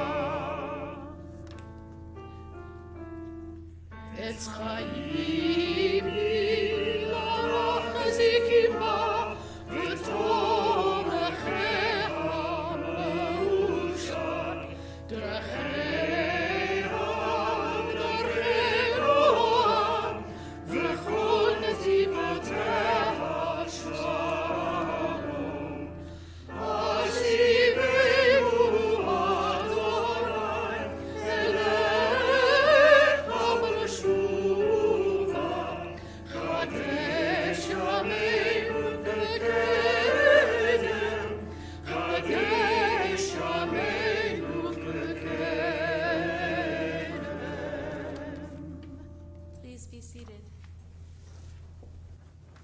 Okay, I know it's a long time in those chairs. Now give yourself a seventh inning stretch. We're almost there. So a couple of weeks ago, my neighbor Jacob and I were talking. We both have 2 young daughters, as you just saw, and live in the same cul-de-sac, and that's basically where our similarities stop. Our neighbors make jokes about it. Uh-oh, Miriam and Jacob are talking again. There's this assumption that what we must say be going something like, don't get me started on immigration or healthcare or elected officials. Whatever the current political hot button issue is, because there's a 99% chance that we vehemently disagree with one another's stance. They aren't wrong, but neither is that a true depiction of our friendship. In this particular conversation, we were talking about firearms. Jacob called me out. I bet you haven't even picked up a gun. And he was right, I never had. Laughing because he was right and I was wrong, he said, well, I'd love to take you to the range sometime, probably betting on me never taking him up on it. And I said, how's tomorrow? We drove the half hour out to a private range, each of us slightly nervous about and surprised about what we're doing together. And I learned so much that day, not just how to hold and shoot a gun, but about trigger locks and responsible gun ownership, about policies around background checks, all kinds of things I thought I understood, but I didn't. Each time something new would come up, and I'd feel this surge inside me, like, oh my God, I hate guns, and which I'd have to quell myself by saying, I'm safe, and at this moment, my need for curiosity is stronger than my need to be right. During our safety check, I told Jacob about my childhood friend Zachary, who lived 2 houses down from me when I was little. One day, Zachary was with our mutual friend at another neighbor's house, where there was an unlocked gun. The boys were playing with it, and Zachary was shot and killed at the age of 7. For me, Zachary has always been the face of gun safety.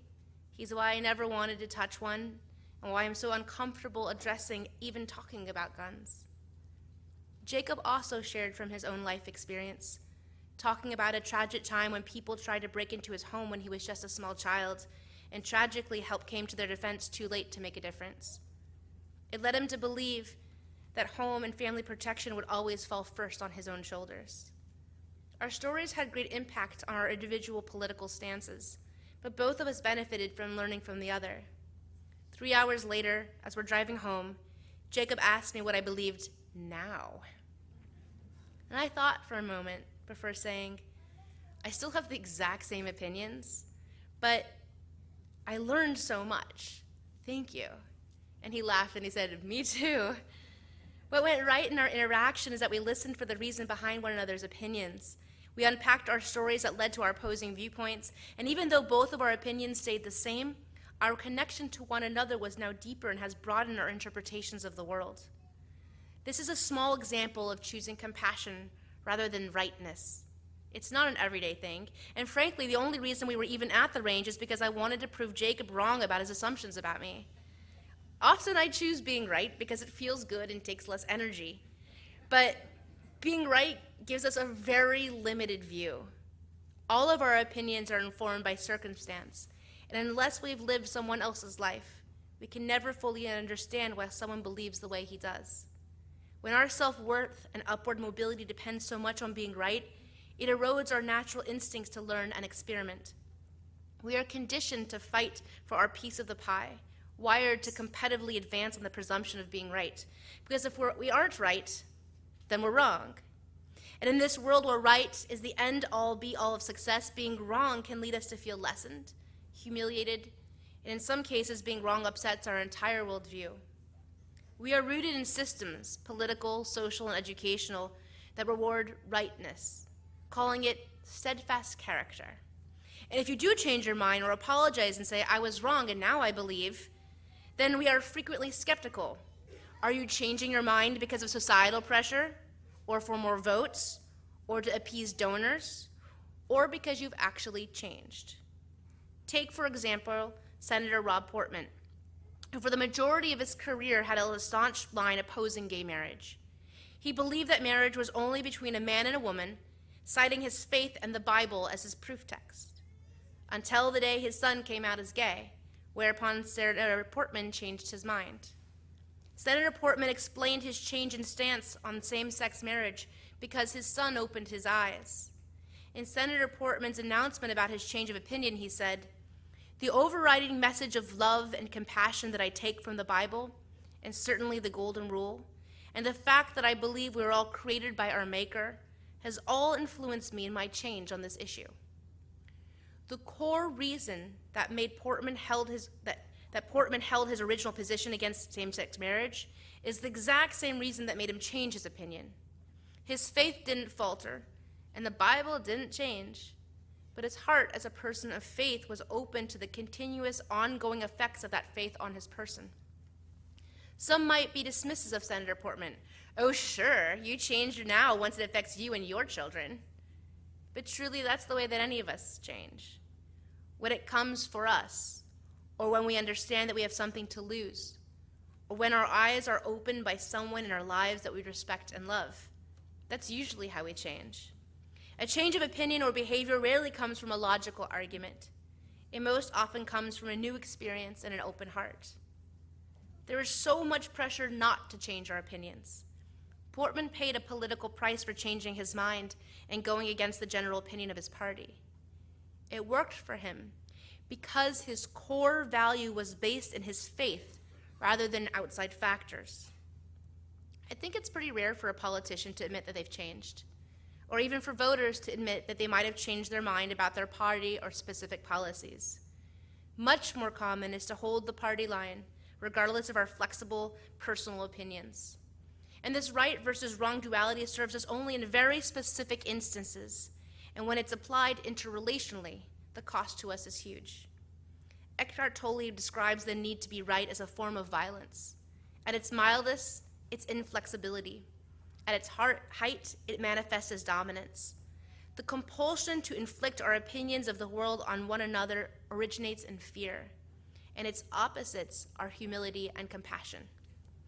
It's one thing to like being right, and it's a whole other thing to need to be right. Which one are you? It's really easy. When's the last time you apologized? Like, really apologized? Because if we cannot take blame, then we cannot be held accountable. And if we abdicate our responsibility for the situation we participate in, we become emotionally unreachable. An inability to express regret or back down from an opinion, no matter what side of right and wrong you're on, is a serious issue, making us at risk in our workplaces and our relationships. There are ways to hear someone else's opinion without destroying theirs. You don't have to believe it their way, and they can contradict what you believe. No doubt, at Break the Fast this year, while you're hovering over the lox plate, bagel in hand, someone's gonna say something that's not gonna sit that well with you. So, I offer you a suggestion. Instead of responding from the hangry space, try responding from a compassionate space, like with the phrase, "That's a perspective I haven't considered." Now, if it's inhumane and you can't even get out a "I understand where you're coming from" kind of phase, then you can acknowledge you disagree without launching into a full-blown argumentative assault. After all, there's lox on the line here. We never have to accept what's unacceptable, but we do have to accept reality that there will always be contradictory opinions to our own. And thank goodness for that. Look, none of us is going to become the Dalai Lama overnight, but we don't need to contribute to the divisive obsession with rightness in our culture. We can learn so much from people who see the world differently than we do. Take my little Magnolia. She was the one in the red dress. A year ago, we were in Montana on a trip to Glacier and all around, and we went to the Bison National Range. Has anyone been there? It's so cool. It's like a national safari in your Subaru. So we're in there, and the bison are really close, and it's so amazing, and we hyped it up, and she's sleeping through the entire thing, just totally conked out. And on the last bison, as we're sort of coming down the edge, the bison is maybe between me and the shofar, it's super close. So we wake her up, and we're like, "Magnolia, Magnolia, look." And she looks up, rubs her little eyes, and with this total joy goes, "Penguin!"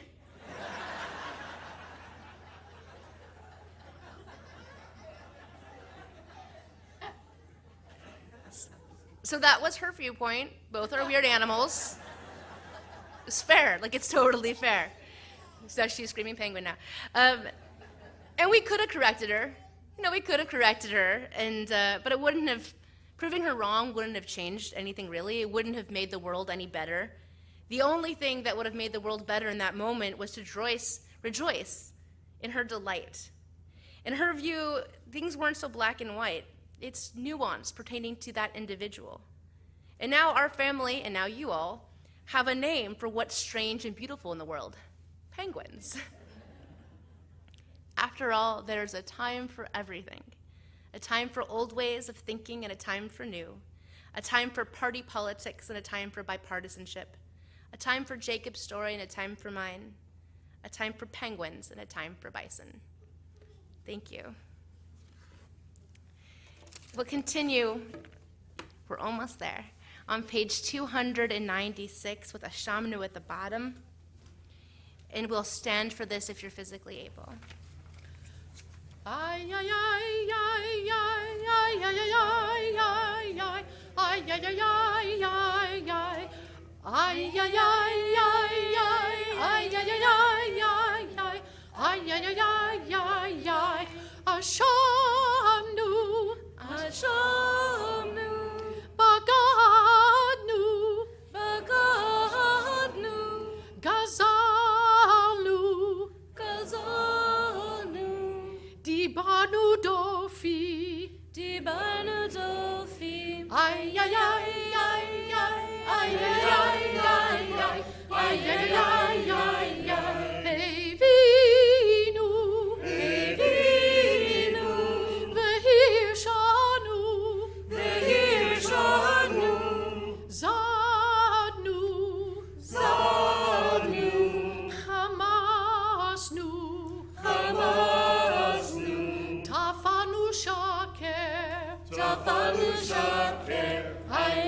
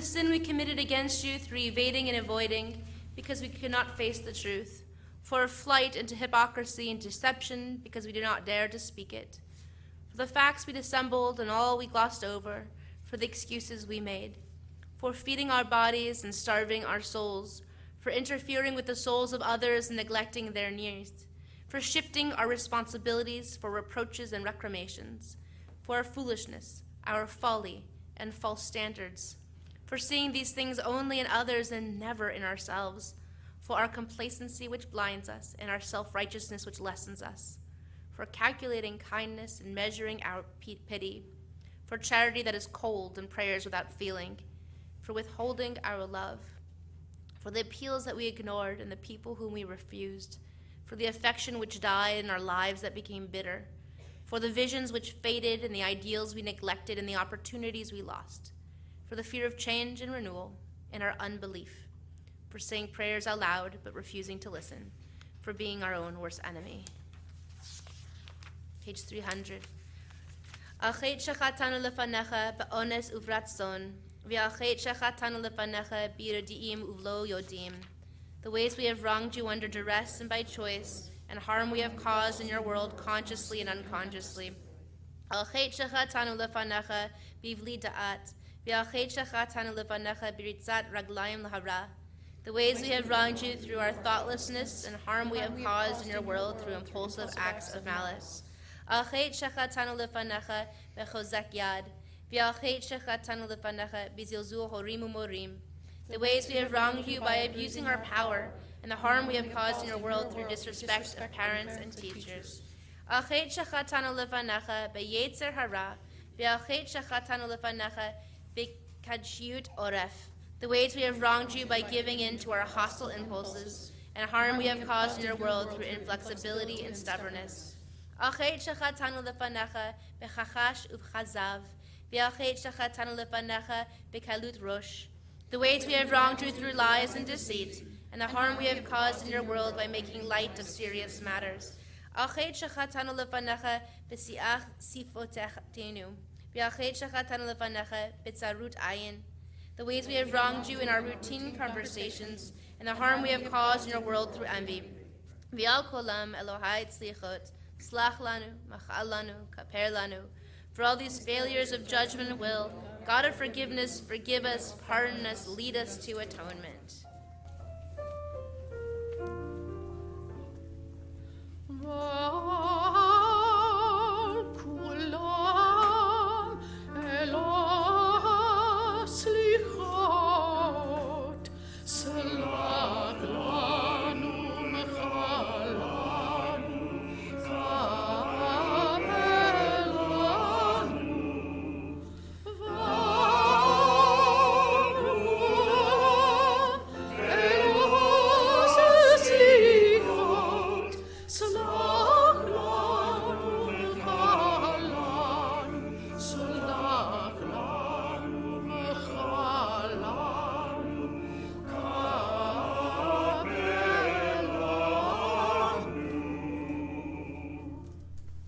Achet shachatanu lefanecha begalui uvasater, ve'achet shachatanu lefanecha b'snat chinam. The ways we have wronged you openly and secretly, and the harm we have caused in your world by hating without cause. Achet shachatanu lefanecha b'frikat ol, ve'achet shachatanu lefanecha b'ma'achal uvmishte. The ways we have wronged you by losing self-control, and the harm we have caused in your world through consumption of food and drink. Achet shachatanu lefanecha b'gilui arayot, the ways we have wronged you through sexual immorality, and the harm we have caused in your world by hardening our hearts. The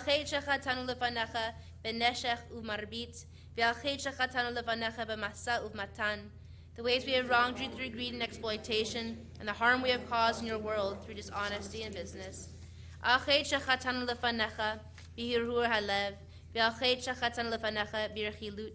The ways we have wronged you through our innermost thoughts, and the harm we have caused in your world through gossip and rumor.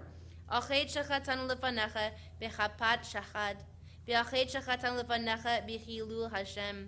ways we have wronged you by offering or accepting bribes, and the harm we have caused in your world by profaning your name in public.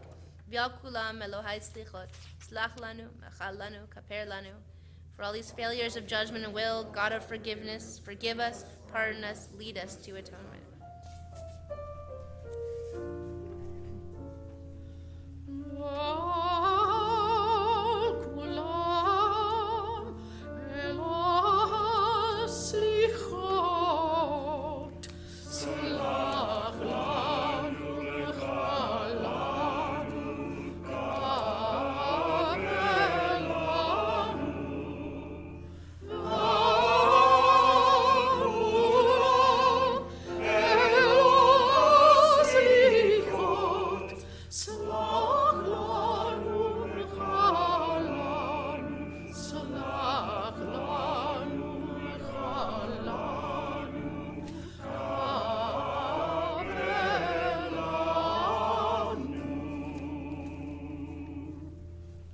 Continue silently through page 316, and when you're finished, please be seated.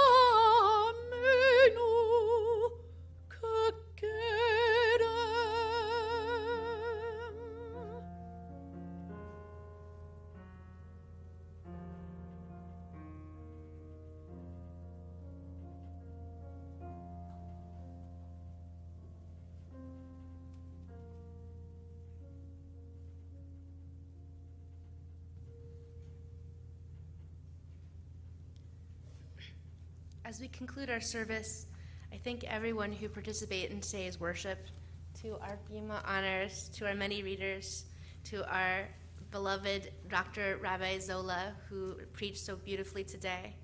Thank you to Benj Altschuler and Christine Fisher and Cece Ryan for their energy in building a dynamic family program with 100 people in the other room. It was pretty awesome in there.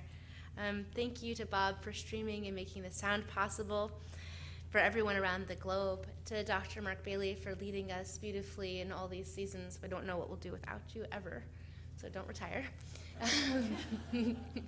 Thank you to our choir for your beautiful voices and everything that you give us. Thank you to Dr. Acord for your song. Thank you to all of our ushers for keeping us safe and to leading us. Thank you to Stephanie Ryan, our president, for keeping me in line sometimes, and for leading us so gracefully in our community. Thank you to our steering committee, our board of trustees, and all those who serve on committees to help build a holiness in our community. Thank you to our incredible Temple Sholom staff, Jenny Costello, Julie Solomon, Marta Highland, Batya Sullivan, Brenna Bass, Laura Wright, for ensuring that today runs smoothly for all of us. It's really hard to coordinate off-site services, and you do everything with grace and commitment to community, always going the extra mile. Thank you to all of you who contribute financially to Temple Sholom. It's you who helps keep our lights on and make days like today possible. If you're not part of the Temple Sholom family, you want to know more, there's a welcome desk that you can learn more about, and we hope that you will. Please remember as you leave today to return those machzorim, those prayer books, and a special hello and welcome and thank you to the armed forces stationed around this world who might be praying with us today. And thank you, of course, for our security personnel, for our officers who kept us safe today. Brief reminder before we conclude for a final song is that this is a fast day, but God does not ask us to fast until we're sick or want us to suffer or risk our health in pursuit of a fast. Fasting is for the soul. It's not for you. It's for you, not for God. So help concentrate on what's important on your soul rather than focus on the traditional earthly needs. If fasting for food is not healthy for you, try abdicating for something else for today, but be focused and mindful, but don't make yourself suffer. If you're staying in the building, we're really happy about that. We have lots of different opportunities. The first one is a social action project where last year we did 1,800 lunches for people in need. Today we're doing 2,000. So it's pretty joyful. It's fun. It's at 1:15 and it's in the Shank activity room, which is, they call it the little gym here. So you'll see signs that go to that. We're hearing first from the Homeless Coalition to discuss this for about 10 minutes, and then we'll be building all these lunches for the next 2 hours. There's yoga in the yoga room. There's queer Torah study in the classroom across from the library. There's mindful coloring, if that's your thing. And then remember this from Rosh Hashanah, this home program for housing LGBT youth. We're really hoping that we have people in our community who are standing up. We want 10 homes is our goal. And so we have Andy coming in from Lighthouse Youth and Family Services at 2:15 to give a small presentation and answer any questions. Just an information session, but I hope as many of you can be there as possible. And if you can't make today's, then we'll catch you next Friday and do it again. We have a special surprise for you to conclude with. We have a group who's going to sing for us, and they have been practicing in our building for a little while now. Noah's part of the group, and they're called the Music Medics, so you're welcome. So, as the rabbi said, come on in, the Music Medics has been using the rehearsal space of Temple Sholom to prepare for our major mitzvah job of singing at senior centers and children's hospital settings for the last couple of years. And about a year ago, the rabbi asked, it sort of happened to sing Bridge Over Troubled Water, and I said, oh, we do that. Oh, I've just given away the song, sorry. And we're going to do that and one other song, but I'll give an intro to both. Benj Altschus said on Erev Rosh Hashanah, let us help each other through the new year. Let us be a bridge to each other.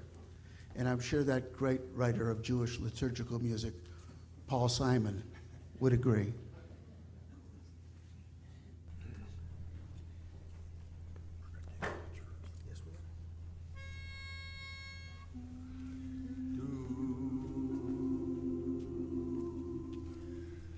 Do, do, do,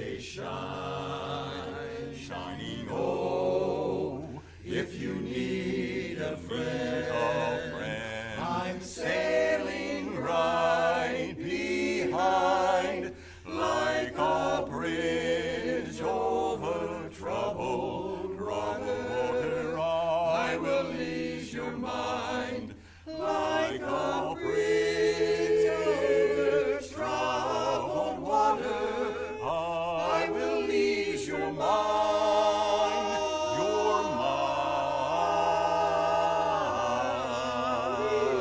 I'm sailing right behind, and I will ease your, and I will ease your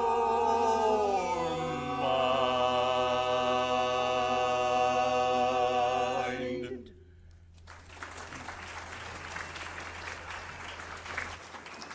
So we have one more before the end of the service, and I think this is all basically the same spirit as Ashamnu, which means that the work of Tikkun Olam begins with each one of us. So let it begin with me.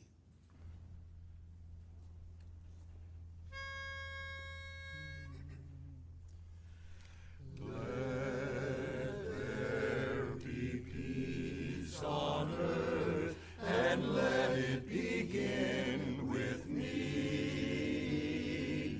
Let there be peace on earth, a peace that was meant to be, with God as our Father. Brothers all are we. Let me walk with my brothers in perfect harmony. Let peace begin with me. Let this be the moment now. With every breath I take, let this be my solemn vow, to take each moment and live each moment in peace eternally. Let there be peace on earth, and let it begin with me. Begin with me.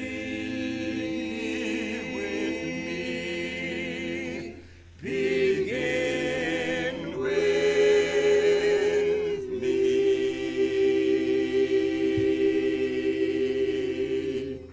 Thank you.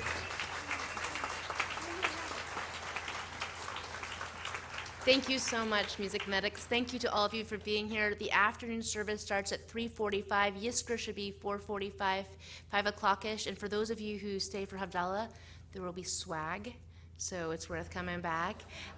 Hopefully you'll stay with us, but otherwise, if we don't see you, then Kamar Tov, thank you so much for being here.